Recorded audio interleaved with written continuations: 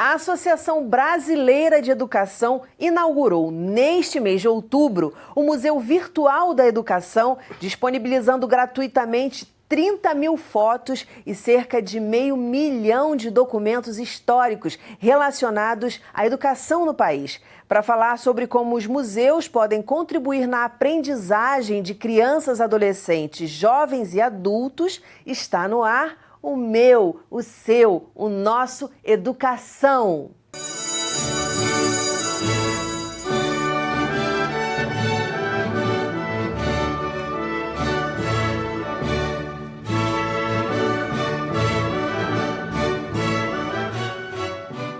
Meus convidados são a historiadora Fernanda Carlos Maia, o professor de Geografia do Colégio Força Máxima, Danilo Santana, e o professor do Colégio Estadual Maria Teresia de Carvalho Machado, Daniel de Freitas.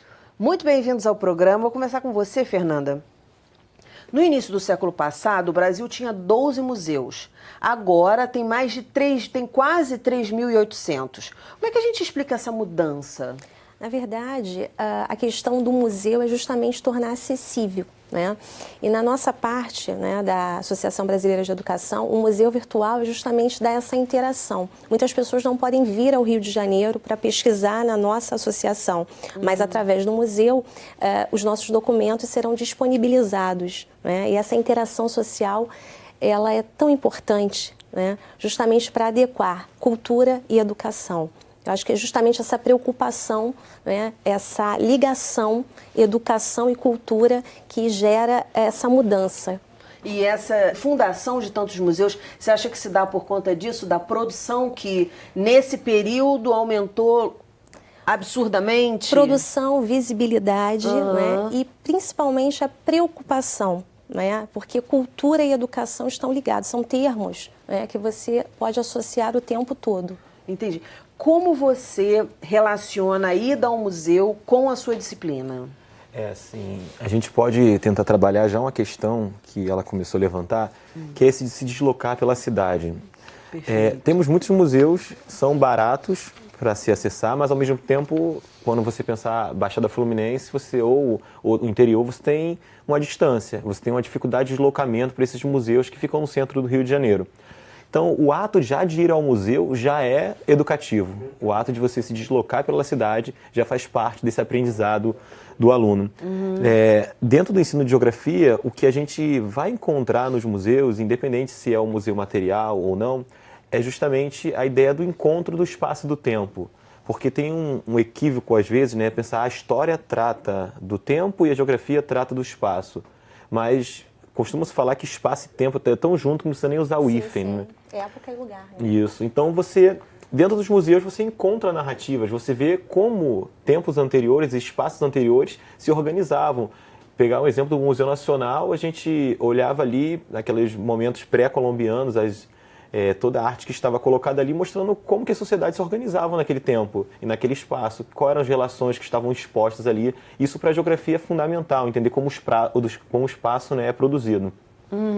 Agora, é muito interessante o que você falou, porque, claro, o tempo ele influencia no espaço, não é isso? A gente tem aqui a Rio Branco, que era uma rua de pedestres, depois passou a ser uma rua de carros e agora parte dela, pedestres novamente. Você olha para aquele espaço e você vê o reflexo da sua história nele.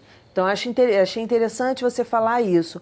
No seu caso, Daniel, como é que você associa a sua disciplina à ida ao museu? Então, o ensino de filosofia, né, tem uma grande polêmica, até acadêmica, a respeito disso, sobre como se deve fazer o ensino de filosofia, qual é o melhor currículo, a melhor metodologia, porque a filosofia é algo muito amplo, né? Tem 2.500 anos de conteúdo de filosofia acumulado.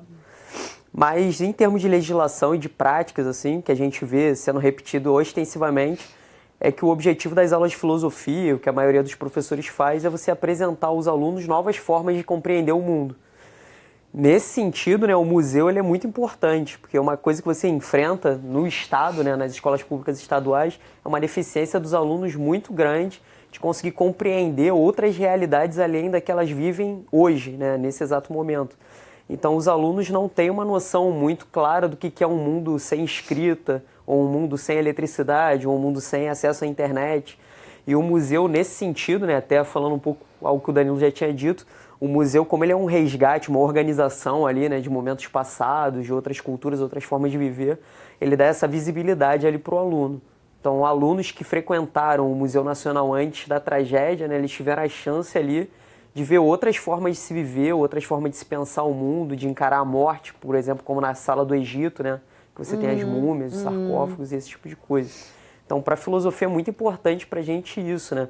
Porque para você quebrar um paradigma, você tem que apresentar uma outra alternativa para o aluno. Se o aluno não conhece nenhuma outra alternativa, além do que ele já foi ensinado desde pequeno, fica muito complicado a gente conseguir fazer ele repensar aqueles conceitos já tão cotidianos, tão tradicionais. Perfeito. Isso me leva para uma pergunta que aí é para os três. A importância dos museus num país como o Brasil.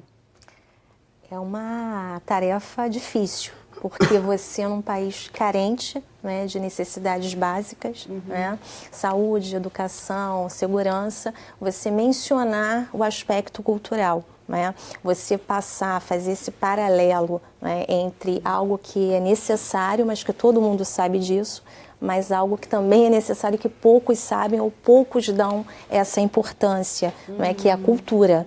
Né? É como ele mencionou, nós falamos de tantos contextos, mas o olhar diferenciado, né? Você entender a época, a localidade, quais eram as perspectivas, a leitura de mundo. Isso é muito bom para você entender o seu contexto atual.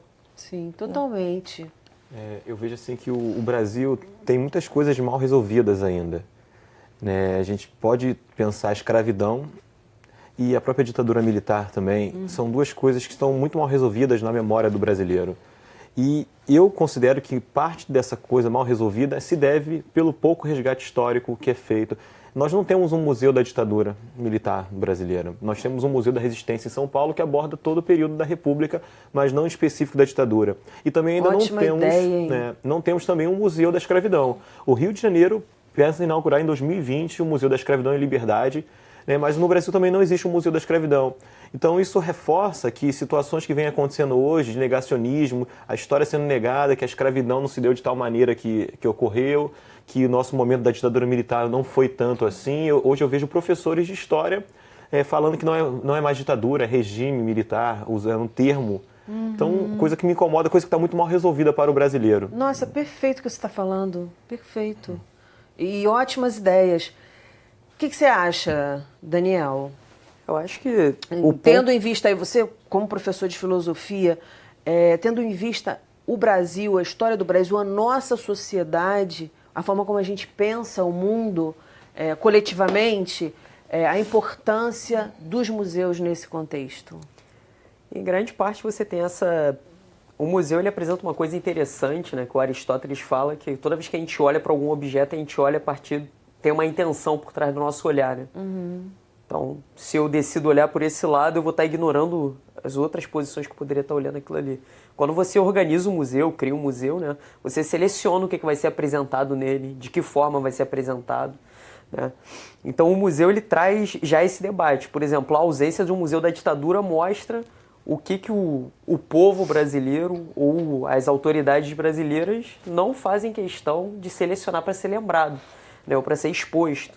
Né? E por que se dá isso? Né? Esse debate todo pode ser levantado exatamente pela ausência do museu.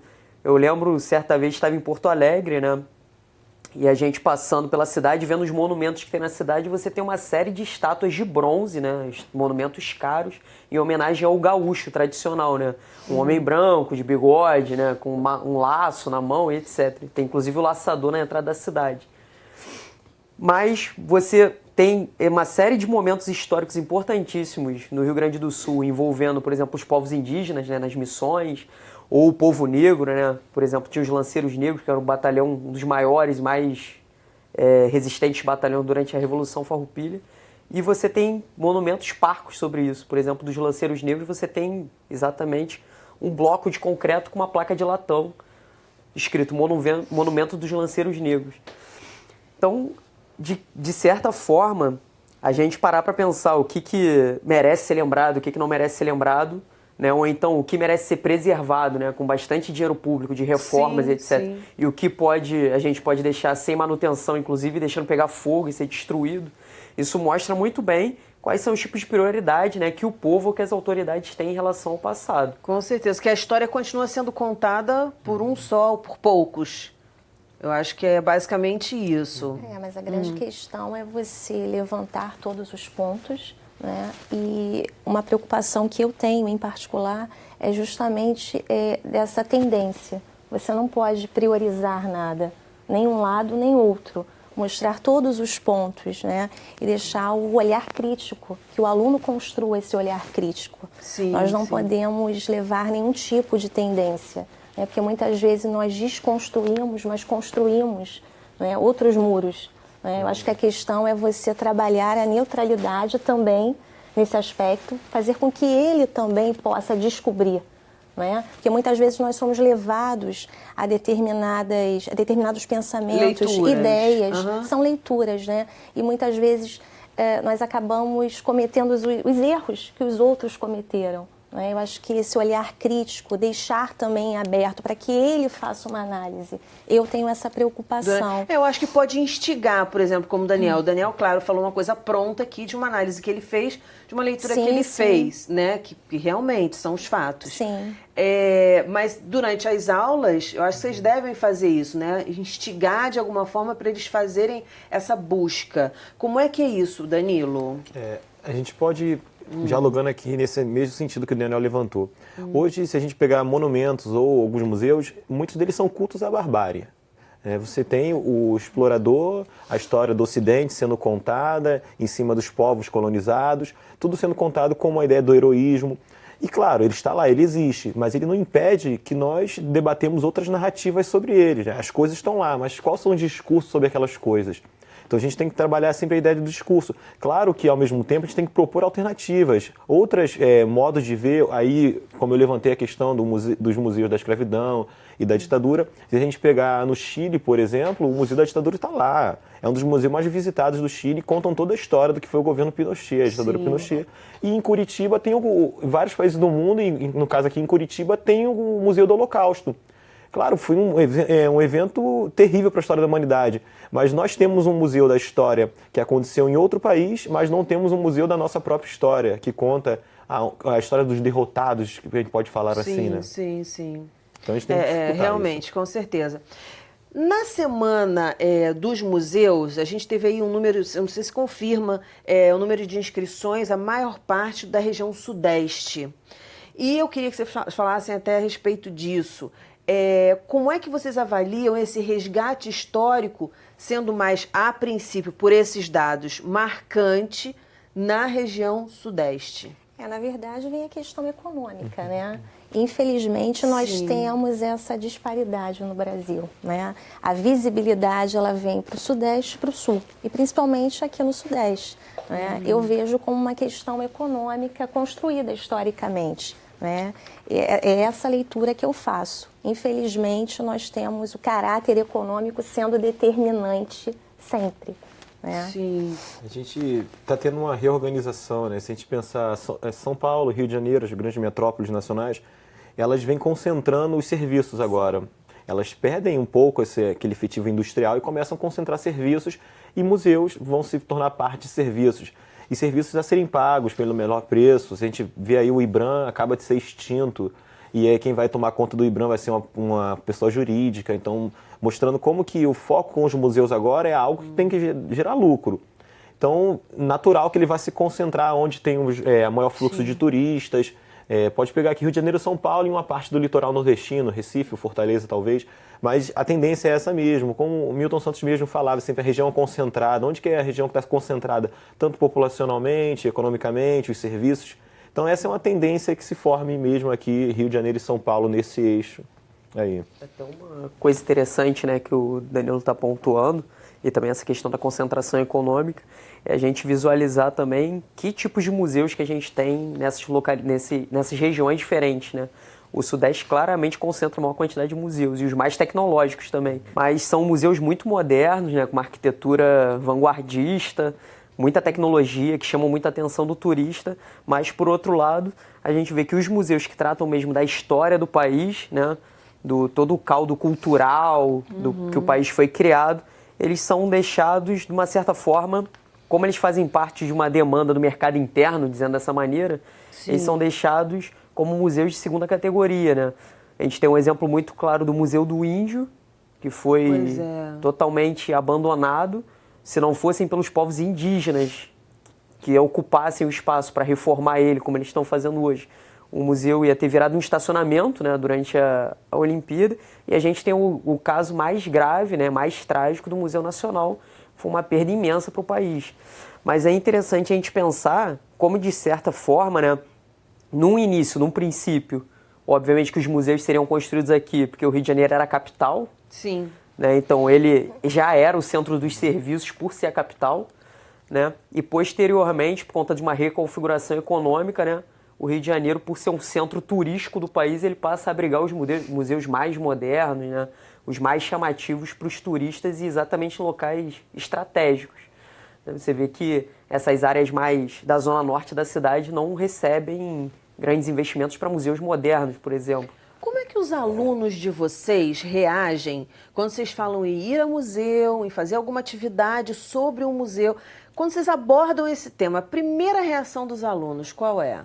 Eles gostam já de imediato. Já gostam? Já gostam. E que eu acho interessante que quando eu era criança, eu odiava o museu. Eu nunca tinha ido para o museu, já odiava o museu sem ter ido. Eu tinha aquele senso comum de que museu é lugar de coisa velha e eu não estou interessado em ver coisa velha. Só que, pelo fato desses garotos hoje terem muito acesso à tecnologia, eles já estão sabendo o que é um museu antes de ir ao museu. Claro que você está imbricado dentro do museu é outra história, tem aquelas sensações. Eu lembro, recentemente, quando eu fui no CCBB, assisti uma exposição sobre a ditadura militar, dos 50 anos. Não é fixa, foi itinerante, mas eu sentia coisas quando eu estava lá dentro.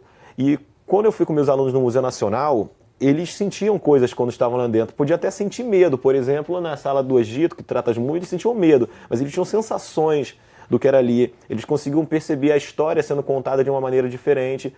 Tanto que diversos deles sentiram muito a perda do Museu Nacional. E são crianças, 14, 15 anos hoje, mas sentiram. E muitos que eu fui, eles tinham 12 anos, que eu normalmente vou com o 7º ano. E a gente percebe que tem uma relação agora muito mais próxima dessa garotada mais nova com os museus, por mais que eles estejam distantes fisicamente, mas eles tentam se aproximar. E aí entra essas ideias dos museus virtuais também. Sim. Entendeu? Sim. Caminha uma coisa muito interessante que está começando a acontecer, né? O que você acha, Daniel? Quando os seus alunos quando você começa a falar em museu, qual é a reação que eles têm? É um misto, né? Eles ficam muito animados de poder sair da sala de aula, de para ir para o passeio, né? Todos juntos, né? Conversando e tal. Mas é claro que nas escolas estaduais você tem as questões práticas da logística da coisa que acabam dificultando. Muitas vezes as escolas são muito distantes do museu e você tem que combinar com os alunos na porta da escola para pegar eles e para deixar eles. Não tem ônibus disponíveis, então tudo isso vai atrapalhando a própria ideia de se ir no museu, né? Então, para você poder fazer a coisa da melhor forma, você tem que alugar um ônibus e aí os alunos têm que pagar. E aí o próprio princípio da coisa da escola pública, que seria a gratuidade, se perde. Nesse sentido, não se torna mais acessível a todos. Mas, de toda forma, eles ficam muito animados. Com a questão do Museu Nacional, nenhuma turma que hoje eu estou dando aula, eu tive a oportunidade de levar ao Museu Nacional. Mas quando eu falei com eles, quando eu sempre falo com eles sobre o aspecto mais histórico da filosofia, de por que aquelas ideias surgiram naquele contexto, e tento levantar um pouco do contexto para eles entenderem, eu sempre falava do Museu Nacional como uma referência para eles. Alguns foram, alguns não foram, alguns tiveram a oportunidade de ver pela internet, fotos e outros vídeos, né, e esse tipo de coisa, terem acesso virtual ao museu. Infelizmente aquilo se perdeu e eu conversando com eles sobre o que foi perdido no museu, você vê que eles ficam chocados, né? E muitos não têm memórias próprias do museu, mas carregam memórias dos pais, dos padrinhos, dos avós, ou então viam à distância na quinta. Estava muito na memória da gente, isso aí sem dúvida.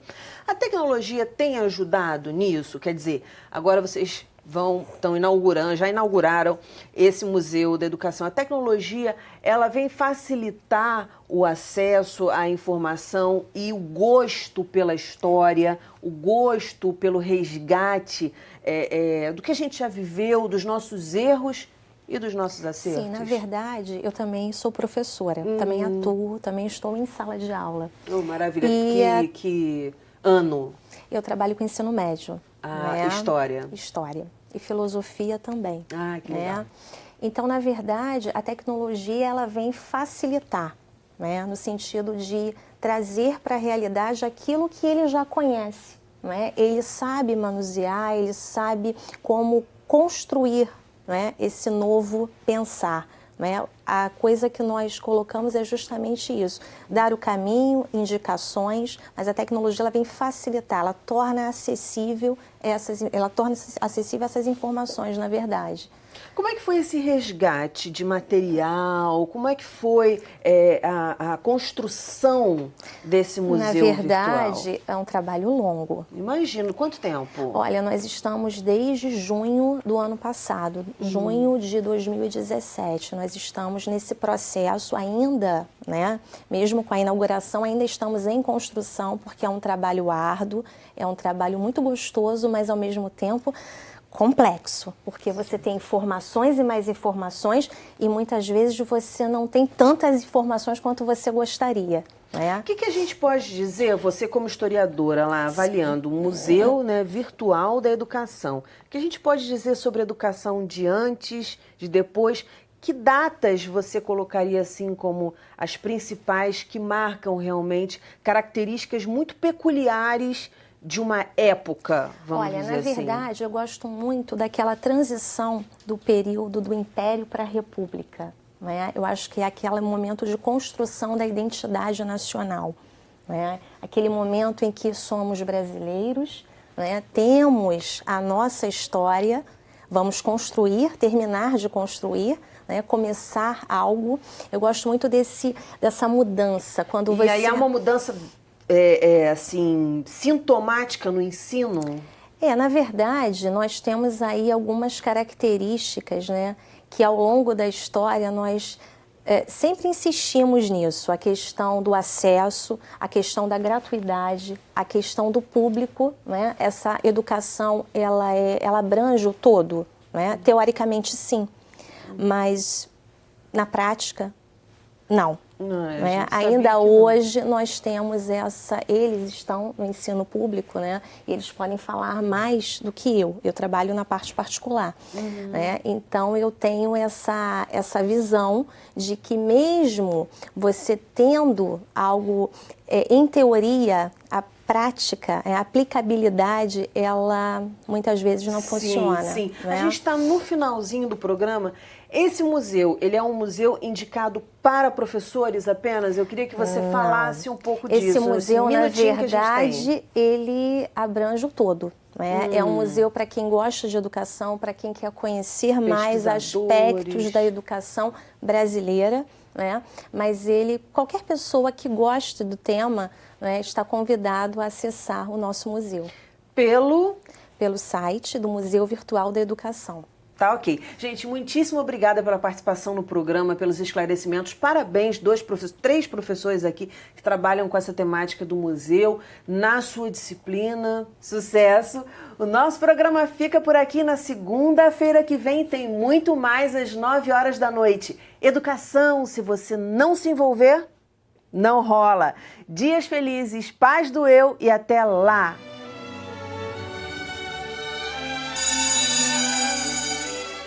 Uma vez me contaram que na Andaluzia, um pescador muito pobre andava oferecendo mariscos numa cesta. Esse pescador muito pobre se negou a vender seus mariscos a um senhorzinho que quis comprar todos. O senhorzinho ia pagar o que o pescador pedisse, mas o pescador se negou a vender seus mariscos pela simples razão de que não foi com a cara do senhorzinho e simplesmente disse: "Na minha fome, mando eu."